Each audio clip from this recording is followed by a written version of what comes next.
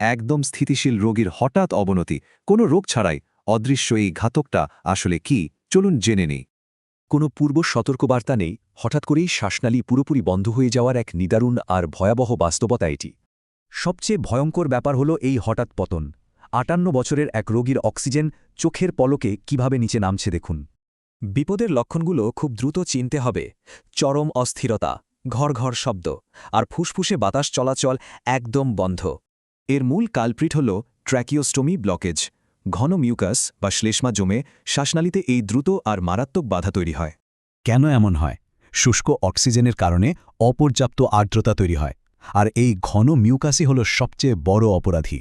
এখানে সবচেয়ে জরুরি নিয়ম হল যন্ত্রের অ্যালার্মের ওপর ভরসা করার আগে রোগীর আসল অবস্থাটা নিজেদের খতিয়ে দেখতে হবে। ক্লিনিক্যাল টিমের মুখস্থ রাখা চাই এই প্রোটোকল: লক্ষণ চেনা, রেসপন্স টিম ডাকা, হাই ফ্লো অক্সিজেন দেওয়া আর দ্রুত সাকশনিং। আধুনিক গাইডলাইন বলছে এই জরুরি বেডসাইড কিটগুলো সবসময় হাতে নাগালে রাখতেই হবে। এখানে প্রতিটা সেকেন্ড ভীষণ মূল্যবান। সাকশন ক্যাথেটার সামনে এগোচ্ছে না, তার মানেই ভেতরে মারাত্মক মিউকাসের বাধা তৈরি হয়ে গেছে, একদম কনফার্ম। এমন অবস্থায় তাৎক্ষণিক ইনার ক্যানুলাটা খুলে ফেলতে হবে, যাতে শুকনো ঘন শ্লেষ্মাগুলো দ্রুত পরিষ্কার হয়ে যায়।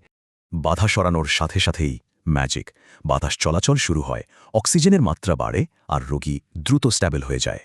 এসব ঠেকাতে এখনকার আইসিইউগুলোতে এআই অ্যালার্ট, স্মার্ট মনিটরিং আর কালার কোডেড অ্যালগোরিদমের মতো দারুণ সব প্রযুক্তি ব্যবহার হচ্ছে।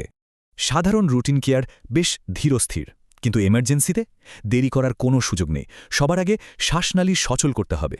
এখান থেকে সবচেয়ে বড় শিক্ষা এটাই: বাতাস চলাচল করতে না পারলে সময় কিন্তু একদমই অপেক্ষা করবে না।